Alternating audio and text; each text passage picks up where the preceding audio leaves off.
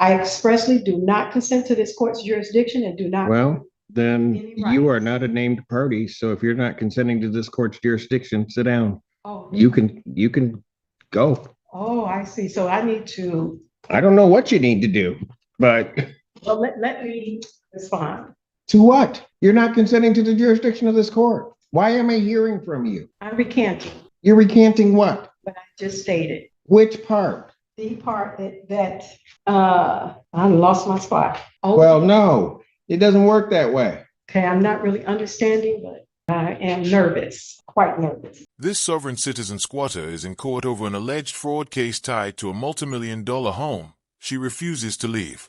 The plaintiff's attorney opens by laying out the claims, and the details quickly reveal how serious the allegations are. The defendant appears to rely on familiar sovereign citizen-style arguments about ownership and rights, but the documented claims present a far different picture.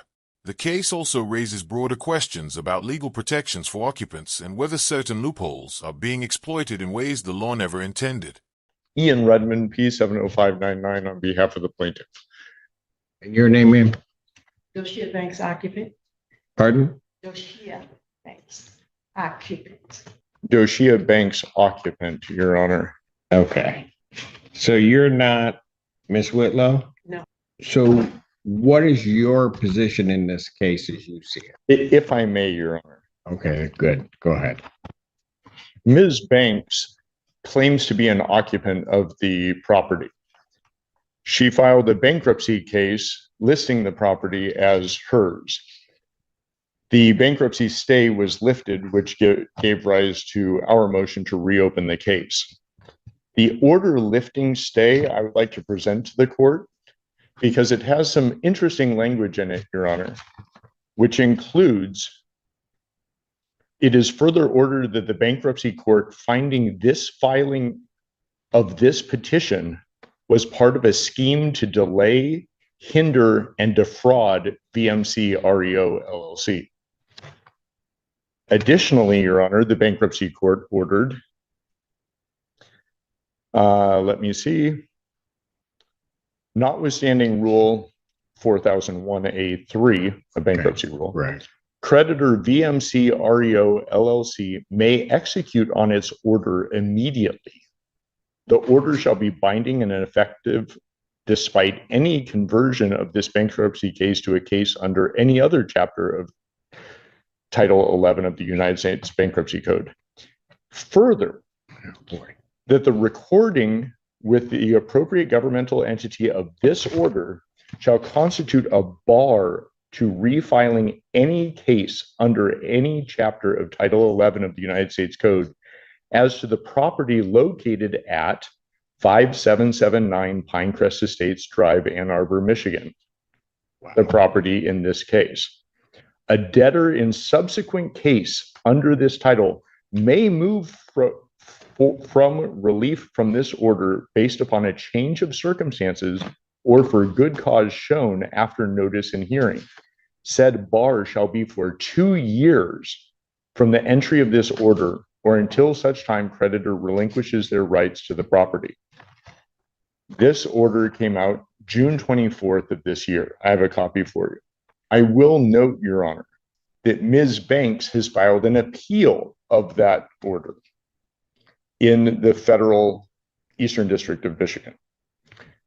That appeal is pending, but the status quo as of right now is that there is no stay, and that order lifting stay holds until such time as the appellate court does something. Additionally, Your Honor, there is no stay from the appellate court. They have not issued a stay, and in fact, it would be appropriate that there would be a bond placed or an escrow order of some sort, because BMC has been the owner of this property for the past year and does not have access to it. Additionally, Your Honor, there's more. Go ahead. There's a lot going on. Yeah. Additionally, Your Honor, Ms. Whitlow, who, as far as I know, actually exists, but I don't have any evidence to that effect, has not appeared in any hearings in this court, did not appear for her deposition that she was noticed for in the federal case. And in a federal case, the federal court issued a show cause order to Ms. Whitlow that she had to present certain documents from this court, which she failed to do. Her deadline to do so was, I believe, July 3rd. Let me confirm that. Oh no, July 10th. And she did not supply any of those documents. I can present that show cause order if you would like. I don't know that I need that because Okay. I'm not. The reason that I mention all of this, Your Honor, Go ahead. is that this is $1 million house in Ann Arbor that Ms. Whitlow purchased with a mortgage and less than a year later defaulted. The foreclosure went through, the sale occurred, the redemption period expired, and we came forward to evict. Since then, there have been multiple bankruptcies. Ms. Whitlow filed 2 different bankruptcy cases. A young man who apparently lives in Arizona filed a bankruptcy case and listed this property as his residence. Ms. Banks has filed a bankruptcy case and listed the property as her residence. It should also be noted that Ms. Banks was a bankruptcy preparer and has been forbidden from the bankruptcy court from preparing bankruptcies for anyone other than herself. This looks like straight up fraud, and the way she handled it makes the whole situation even worse. From what's being argued, it sounds like she tried building an entire scheme around paperwork she had no legal standing to file. If she really attempted to secure a mortgage under someone else's identity and then used bankruptcy filings to delay removal, that is exactly the kind of paper trail courts take seriously. The biggest issue is simple. Legal claims require actual ownership or contractual rights. Without that, all the filings and sovereign citizen-style arguments collapse fast. Courts do not care about jargon, recycled legal phrases, or stacks of meaningless paperwork. They care about documented proof. What makes cases like this wild is the apparent confidence. Some people genuinely believe flooding the system with filings will create enough confusion to buy time. But once records are reviewed side by side, inconsistencies become obvious. If the allegations are proven, this shifts from civil dispute territory into serious fraud exposure, and that can carry consequences far beyond eviction. I list all of these things to show that the scheme continues. And that's why we would like to reopen this case, because there is no stay in place. We would like to move forward with an immediate eviction, at most an 11-day vacate. And if for some reason that would not be amenable to the court, we would ask for an escrow order or a bond. On $1 million property, I think it would be reasonable that $10,000 a month rent would be reasonable. Right. Thank you. Ma'am, Yes, Your Honor? what do you want to tell the court? Well, just for 60 seconds, and then I wrote something up because I am nervous, quite nervous. But I, Doshia Banks, is respectfully appear, specially and conditionally, for the sole purpose of protecting federally vested occupancy rights and opposing unlawful state action. I expressly do not consent to this court's jurisdiction and do not. Well, then Any you are rights. not a named party. So if you're not consenting to this court's jurisdiction, sit down. Oh, You can go because you're not a named party. I have a lease. You are not a named party on this. You may have a lease with someone else, and No, then I have you a can lease go with challenge it. With who? With Whitlow. Ms. Then Whitlow, who you is need to supposed- go against Miss Whitlow. Pardon me? Then you may need to go against Miss Whitlow. But if you're not consenting to the jurisdiction of this court, you might as well just sit down. You are not a named party. I do not have to hear from you. Oh, I see. So I need to, I don't know what you need to do, but well, let me respond. to what? You're not consenting to the jurisdiction of this court. Why am I hearing from you? I'm recanting You're recanting what? what I just stated. Which part? The part that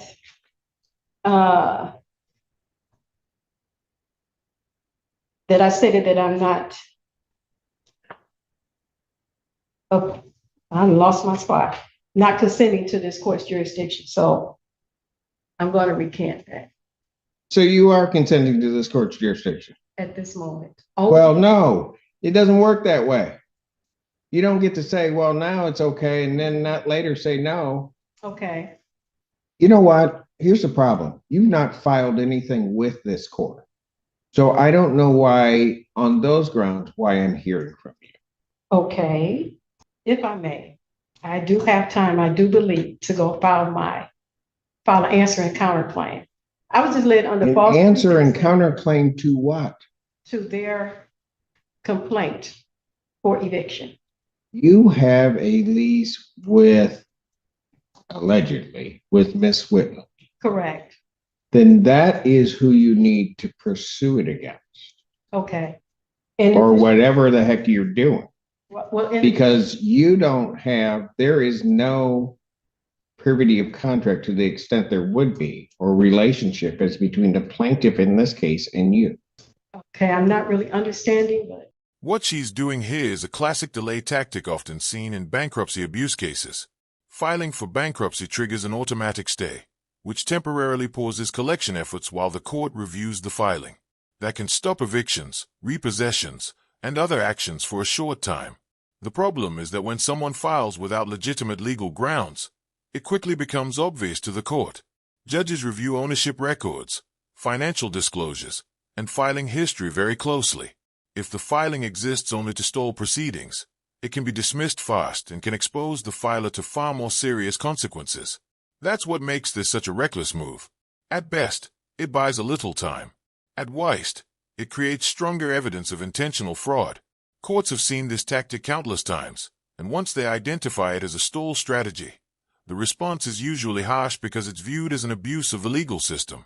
Well, let me put it a little bit more simply. If I grant the relief of the plaintiff in this case and grant an order of a judgment and an order of eviction in Okay. 10 days, okay, any claim of your interest in that property, you have to go after the Whitlows because that's the only person you have a contract with, allegedly have a contract with. okay. No, there is an actual contract. I don't know that, ma'am. We've actually been. I don't know communicating. that. Okay, I know you don't know that. It's not before you. Correct. I see. I see. So basically, the notice of removal that the Whitlows did, They are not here. I don't know. I have documents that are not, that they filed with this court that are not signed. So I don't have to accept them. She has not appeared before this court, or they have not appeared before this court. And so as far as I'm concerned, any relief they're requesting, I can, and as of right, ought deny, and it should be denied also on the merits of whatever their motion is. But I can deny it because they're not here. okay. Again, stating to me, I want to make sure I'm clear that my issue is with the Whitlows, not with VMC. Ma'am, I am not giving you legal advice. No, I You're don't- telling me that you have a contract. I do not know that you have a contract, but if you wish to enforce that contract, that's who you're going to have the issue with. You're not going to have the issue with the plaintiff in this case because they have rights on the property. All right, Your Honor, I will speak with the Whitlows that I have finally got an understanding of everything. And I will speak with plaintiff's attorney as well and continue to communicate with Remax, who has came by the house several times. All right. Based upon the representation of counsel, I'm going to grant their motion to reopen this case. I'm going to issue a judgment in the plaintiff's favor for possession with a writ to issue 10 days of my signing. Should the matter be appealed, also contained in that judgment in order, the appeal bond I would set at this time at a rental rate or a rate, and I have looked at the property which is involved in this matter, and it is a significant property. I don't think the $10,000 a month quite does it based upon my calculations. So any appeal bond would be set in the amount of $15,000 per month that would need to be paid to maintain the appeal. Thank you, Your Honor. All right. I will prepare that and present it to you this morning. Thank you. May I say something? Our lease payments was not that high at all. I'm not sure what her mortgage payments were. That was not our amount we paid. Then I'll tell you what, if the Whitlows wish to come and object to my order of $15,000 as an appropriate bond, they may do so. I do not believe that you have standing to object to the court's order.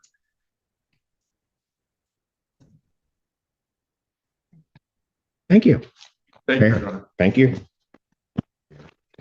I know, you didn't write it. We'll await. I did. Oh, No. no, I don't think so. The way she walked out without seriously contesting the order speaks volumes. That kind of reaction usually suggests someone knows their position will not hold up under further scrutiny. If there were legitimate ownership claims or real legal standing, you would expect a direct challenge backed by evidence, not a quiet exit.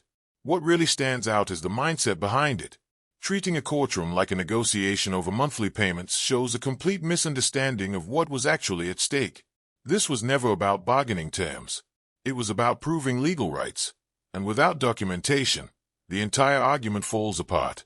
Cases like this frustrate courts because they drain time and resources while delaying an outcome that is often inevitable. Once the filings, ownership records, and financial claims are examined, the facts usually become impossible to ignore. At that point, the focus shifts from delay tactics to accountability.